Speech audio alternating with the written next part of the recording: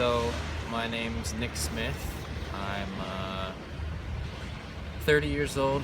I'm from Waianae, Hawaii, which is on the island of Oahu. I work for an organization called InPeace, which stands for the Institute for Native Pacific Education and Culture. And my position is digital storyteller. We basically do a variety of work with the aim of helping people to live a better life, whether it's early ed that will help kids achieve once they get into higher grades, or whether it's a financial literacy course that will help people to become more financially literate, or a course that programs that recruit people to become teachers within their own community.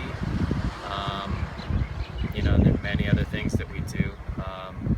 We want to unlock the potential within the community itself. We feel like the solutions to our problems are there. And so how does digital storytelling play into this organization? The person who is our boss, Kanoe Naone, I think she saw the potential of what we do, which is we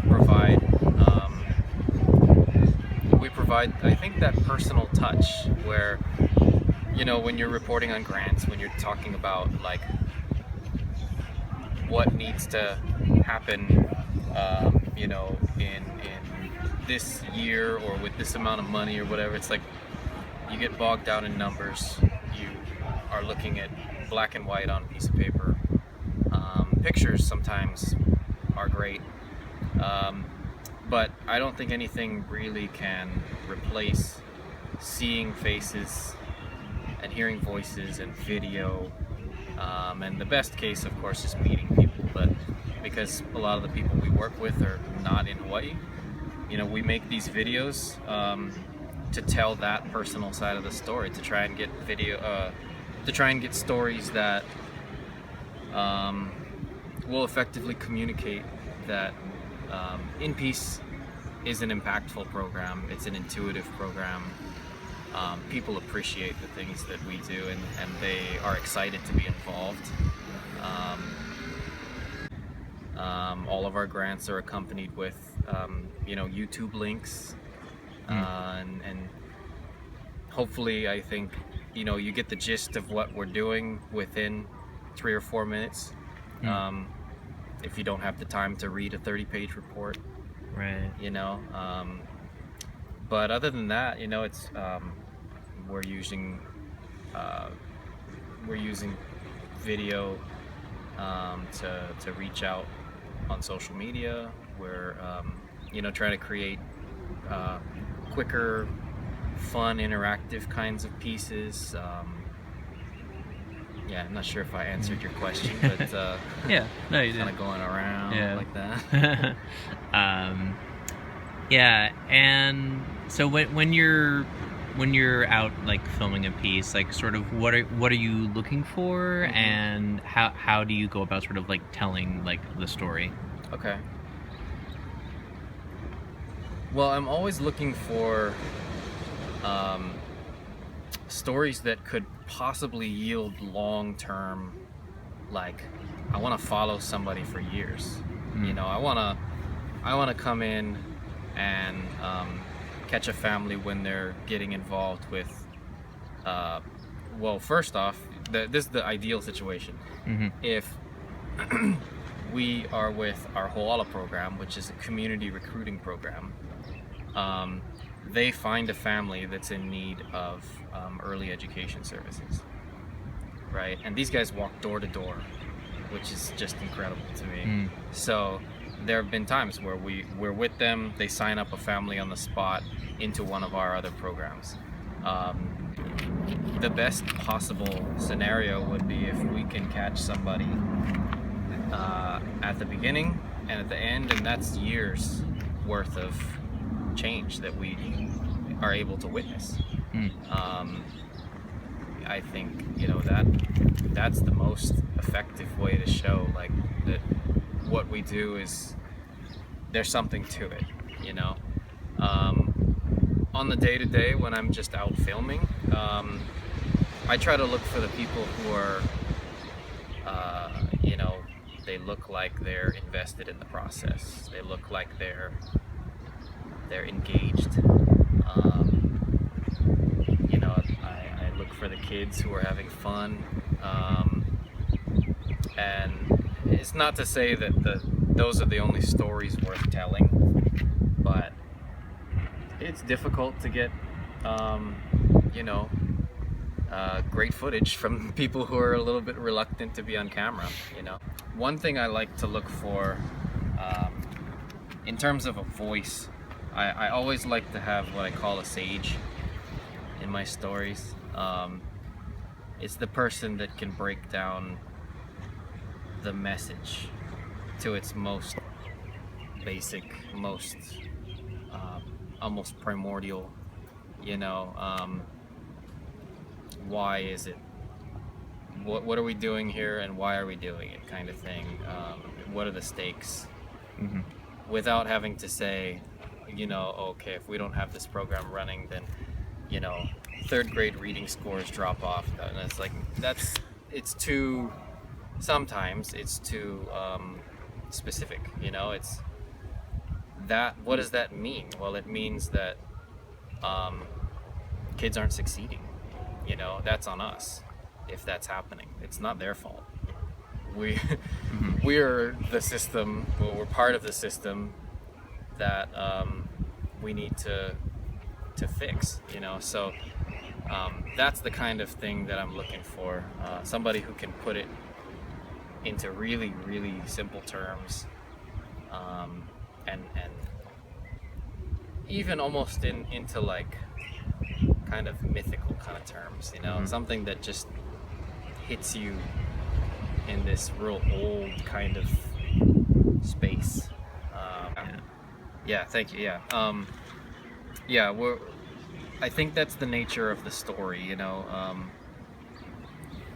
When something is personal, you can speak on it with confidence. You know it because you lived it. That's what we try to tell people. You know, people tell us all the time, oh, therapists don't want to be on camera. You are the expert of your own story, you know. I don't know it. Nobody out there knows it. So you're the one who knows it intimately. You lived it, and you can tell us knowing that, you know, whatever you say, I mean, that's what we're gonna take, and we're gonna digest that, you know. And yeah, stories are always, I think, like you said, they're more effective at eliciting an emotional response than any numbers can be. I mean, there's some really powerful statistics I could give you, but they don't hold a candle to, you know, some of the stories that I've heard coming through our programs. And I think our CEO, Kanoi, she understood that from the beginning, that, you know, that's what we want. That's what we're going after. That's what makes people say, I'm gonna fund this program, you know, versus the numbers are they're good, but I don't feel it, you know. We want people to feel it and just jump at the chance to be a part of what we do. It's like more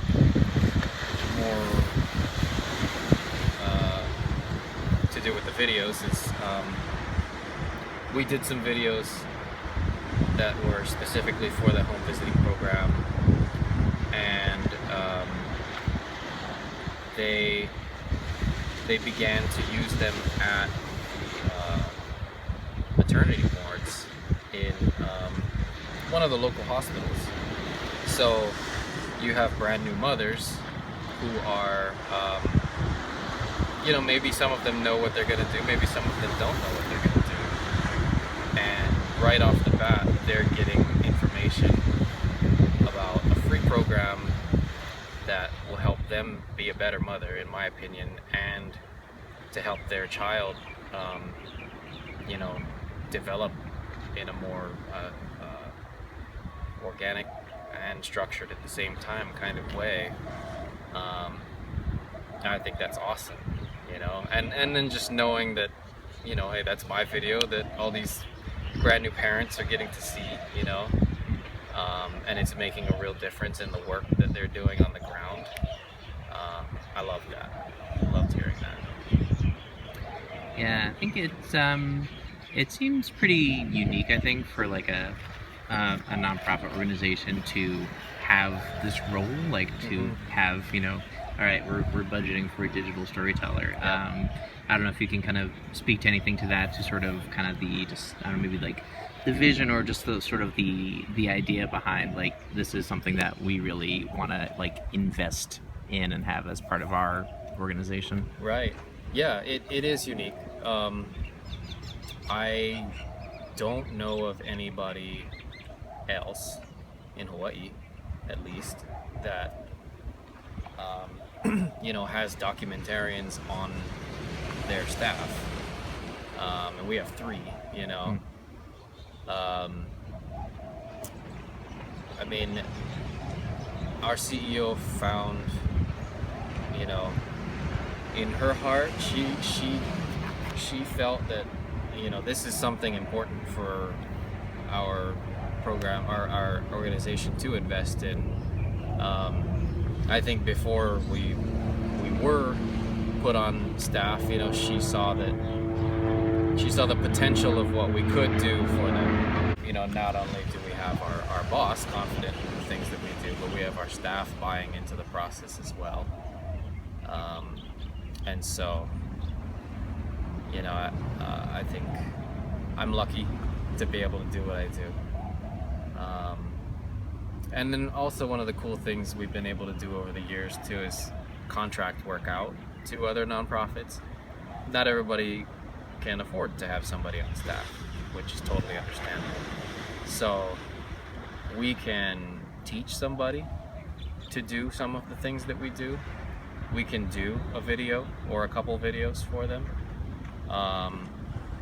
You know, that helps to support our positions in terms of funding. You know, Have you seen like a direct impact on whether it's like funders or other parties, like from the inclusion of the video program? right. It's hard to say, you know, we got that grant because, or, you know, we wouldn't have gotten it without the video or whatever. We include videos with all of our proposals now. So I think, you know, we just kind of trust in the process. We trust that it is making a difference. But, you know, I have talked to funders who say, like, we're really impressed that you guys put a video together about this. You know, that showed us much more than we would have seen otherwise. And I think there's a lot of things that we can do, a lot of stories we can tell that are congruent with the mission In Peace has, which is, you know, again, it's to elevate the quality of life for Hawaiians and people that live in Hawaii, but, you know, it's also to shine a light on culture, to you know, to say, like, this is part of what got us here, you know, valuing ohana, or family, valuing aina, which is land, you know, vai and kai, which is the water and the ocean. You know, those are very old values here, very important to people who respect the old ways and who live off the land and off the ocean. You know, and I think they're right up there with what we do, right? So, thank you so much for taking the time. Really appreciate it. Thank you.